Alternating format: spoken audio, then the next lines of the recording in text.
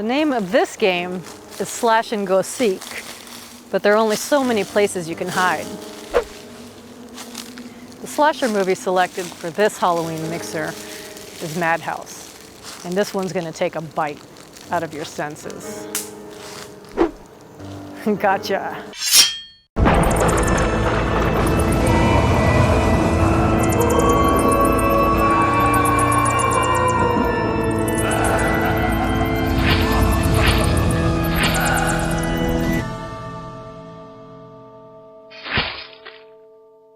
Cheers! Cheers! Cheers! Happy Halloween! Welcome out there. Get ready to get scared. Our party is just beginning. You can't leave yet. I picked a film from 1981 called Madhouse. This was a movie from 1981, but it didn't get released in America till 1983. But it has a very early 80s feel, and that's what I liked about this a lot. Me too. It's 80s vibe. It's just that gritty. It's not a grindhouse film. In fact, it feels a little bit like a giallo film. Totally. Perfect description. The director actually is Italian. Oh, forget about it! The director, we've talked about him once before when we talked about James Cameron making Piranha 2. This is Assonitis. I forget his first name, but some guy Assonitis who fired James Cameron while making Piranha 2. He did the same thing on this movie. He hired an American director and halfway through fired him and took over the directing duties. But on this film, I think he did a pretty good job. I actually think the direction is really good in this movie. I agree, and that's the giallo thing is perfect because it does. It even has everything down to when the tension rises, you get that bass thump. Yeah, boom, Bam, boom. Kind of kills some of the tension, but it also it adds a little bit of comedy too. But yeah, this was a scary one with really creepy vibes and creepy atmosphere and twists and turns and decent characters that get some.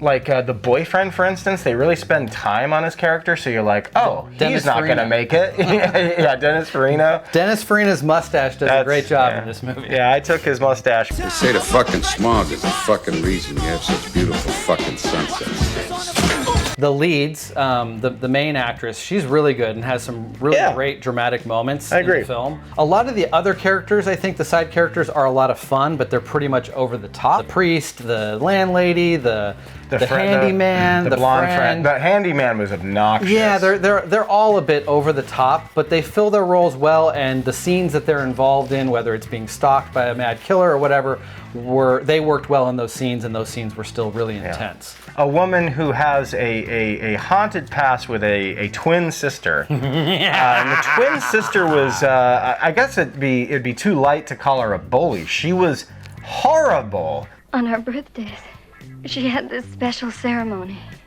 She had a dog. She could just lift her hand and he would obey. Circling around my bed as I hid under the covers, she'd whisper, "Why should I have to share my life with you?"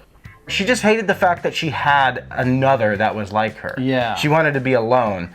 And some of the stuff that she does, that she talks about, there's a great monologue where she talks about these horrific things that her twin sister does to her with her dog.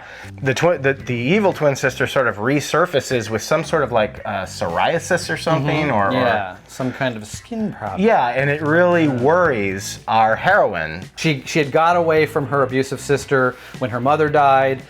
Their uncle, who's a priest, took care of the other sister, the mentally ill sister, and she's been in a mental hospital for at least 10 years or so, and this is now the first time that the main character, I don't remember these people's names. No. I want to say it might be Julia or something. Slasher movie. The main chick is reconnecting with her sister, and that is an early creepy scene when she goes to the hospital to see her for the first time. Dude, that is the creepiest fucking hospital room I've ever seen. That looked like a morgue. Yeah. I shoot in morgues. It looks like a morgue. It looks like a very low budget morgue. It was just like big plastic sheets up all over. Like, were there other patients in beds? I didn't get that anyone else was in that room. It was very strange. But then you go into your basic slasher, they reconnect, and then shortly after, you find out that crazy sister has escaped the hospital.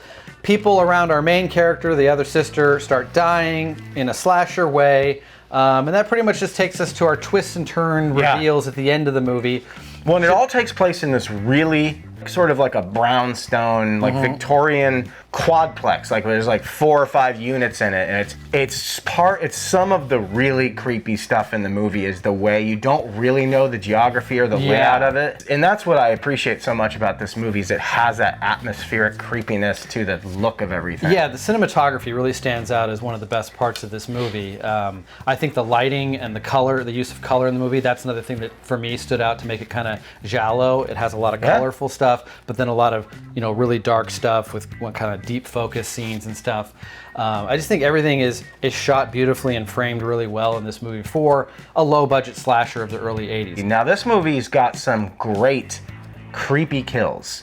It's got some gruesome dog kills, but don't worry, I never found this movie, as someone that loves animals, I didn't find it odd in that way or uncomfortable because it's very goofy and it's very over the top, but those ones are fine, but the straight up murder with knife ones are scarier to me. And they do, for a movie that says it has no rating, they do kill a young boy off screen, but they do kill him, which try doing that now. I think the kills in this movie, the dog kills are kind of the most gruesome standout ones. They linger on the person's face in a long period where you watch the life leave their body. Yes. Which sometimes in a movie like Halloween Kills, it's just torture porn at that. It goes on too long just to watch somebody suffer. This doesn't go on too long, but it does go on longer than your average slash, dead. And the dog scenes are gruesome. The knife scenes, there's a couple that are good and a couple that are kind of cheapened. They're very cheap,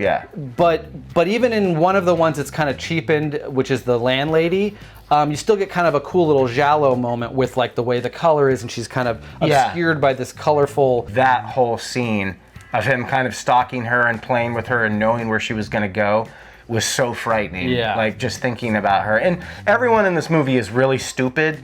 The dumbest of dumb idiots you'll ever see. They're all stupid, but it's great. That's what makes it fun.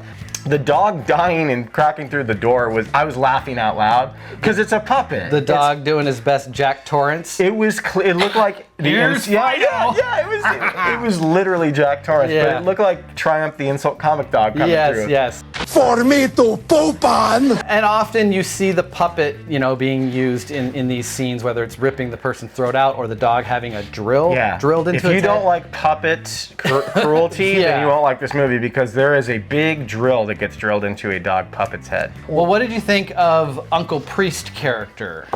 Probably, it's hard to say because the last act of the movie hinges on this guy. He was great as the background guy that he was for the first 2/3, as just this kind of really creepy uncle that was also a priest, because he said things, and that's kind of a good part of the script, is that it did kind of drop in little hints that he was a creepy guy, but the way his character shifts so quickly, and then he's just so obnoxious and no longer that person at all. I didn't get the motivation. Yeah, that switch at the end, it's still all the way to the final frame. It doesn't make a whole lot of sense, the motivation of the priest uncle turning out to be a killer as well. This is an early version of a movie that had 2 killers. There were 2 killers. If there was like a line where it's like he fell in love with his other niece or something and they started doing this together, something really morbid. Something more than a quote at the end that says, "Not every story is resolved." There's no explanation as to why this uncle priest had sided with the deranged, ugly sister to torture and brutalize, and I don't know. But I find his performance fascinating. Me too. There's something about him, like you said, he comes across as caring and loving, but there's a creepy undertone to it in the first 2/3 of the film, and then he just goes bonkers over the top in the final act. But it's really funny. When one explanation, he's like showing all the dead people, "Oh, you might wonder why we're dressed in birthday hats and here attending this birthday party." Well, this movie is leading up to my birthday and my twin sister's birthday. And so the end of the film, much like another film from 1981, Happy Birthday to Me, they have the same ending where everybody that's been killed off in the film is around a birthday table at the end of the movie. You get the same thing here. It's really creepy. It's just such a fucked up birthday party. It's very Texas Chainsaw Massacre-ish, where he's torturing and tormenting the woman that he's forcing to sit at the table with a bunch of dead bodies and having a blast doing it. Yeah. It felt like Texas Chainsaw. Along with the sister, she's got a creepy monologue in that scene too about wanting to become twins again, even though she's now deformed. Yeah. So she's going to deform her sister to make her look like her now. Yeah, that's a great monologue. That's She's like, a great you're right, monologue. I can't look like you, but you can look like me. Yeah. I was like, oh. The boyfriend showing up at the end of the movie, he comes back because he lost his dumbest idiot his in the speech. world, thinking that he could put a stack of loose paper on top of a car. So his speech flies away and he has to return home, thankfully, to save the day. But what he walks into is this scene of insanity. Yeah. And he gets attacked by the dog and has to fend off the dog in the door and drill through its head. Well, let's go back scene. a second. He's so dropped into this world of insanity. He has the one up on the killer, but he's so like, what the fuck is going on? He manages to get disarmed and completely become one of the captors. Yeah, which was a bit annoying. When Julia is able to turn the tables on the priest and get him with an axe, I believe, in his back and just hack and hack and hack. It goes on for a while. There's a pretty good amount of blood and gore in that scene. They cut to Dennis Farina's character and he just has this look of shock on his face while he's watching her hatchet him. Bitch, are you for real? Just through his fucking utter creepiness through the whole movie. Like talking about like their father's seed and just a bunch of creepy stuff. You know, you could take your Christian Bales, like I almost, and people could laugh at me when they watch this. I was thinking about Christian Bale from American Psycho when I was watching this guy in the last half of this, or the last third of this movie, because this guy just went so all in. See such a sight. I invited all friends. It's like some throwaway slasher movie from 1981, but is that to discredit his performance? I think he was pretty great. Yeah, I think it was pretty great. I find it fascinating. He was terrifying. That's great, you know, thinking of how that, fits with like Christian Bale's performance. All he needed was some Huey Lewis in the news. Yeah. You mentioned a child dies in this movie. Well, the reason this child is in the movie is the main character, Julia, we're going to call her, is a teacher. Just call her Sally Ann Kavanaugh. Is a teacher at a school for the deaf. And so this little boy that does get killed in the movie by the dog is one of her deaf students who's kind of fallen in love with her, and there's a couple good scenes where they bond. But when she has to go tell the rest of the students about little Timmy or whatever's death, like the next day after it happened, It's the same day. or like the same day. That part's a little weird. Yeah, it was really weird. But man, that's a touching, emotional scene, and they actually have 4 or 5 deaf children playing the role of hearing Those about kids are great. their friend dying, and they do seem traumatized. Like it's hitting them pretty hard, and I don't, that's probably the only acting any of these kids have ever done, but it's very believable, I think, in that scene. And for the lead, Julia, she does a really great job of expressing that, like not wanting to give details to these young children, but having to express the horrors of what happened to this child. And that's one thing. This movie's called Madhouse, and if you look at the cover of it or the poster, it does look 80s cheese. It's got like a silhouette of a woman and an evil dog at the top of a staircase. But I gotta say, the scene John's talking about, this movie took the time to like have her go back to her students and talk about this kid's death. And they didn't show the kid's death, which is classy. Even though they did do it. They did do it. But the thing the touching thing for me was how it could have been one of those movies where every kid's like, I didn't like Tommy anyway. They cut to every one of these deaf kids to say something really sweet and nice about him. Yes. And I was like, wow, Really because then it ups the stakes on like this person will just sick their dog on fucking anything. Yeah. Funny story. Even though he was deaf, he wasn't afraid of new things. But that scene right in the middle of the movie really ups that ante and puts that emotional depth to it. Yeah, and that's what I liked about this, that it wasn't just a standard slasher. It had other elements that actually worked well. Any movie where you got a Rottweiler as your slasher weapon, that's interesting. That's a little different. Yeah, than your standard a killer's mind who has this animal to do that to someone, and there's some great disturbing dialogue about how she can control this animal to do whatever she wants, but also decides to sometimes just stab motherfuckers.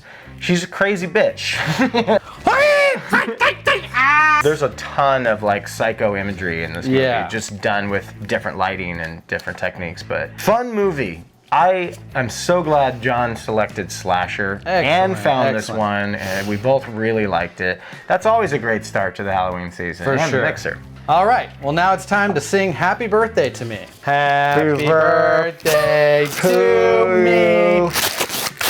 Happy birthday to me. Happy. Well, I hope you survived the birthday party. Thanks again for joining us for the 7th annual Cinema Gulp Halloween Mixer. Unpleasant dreams.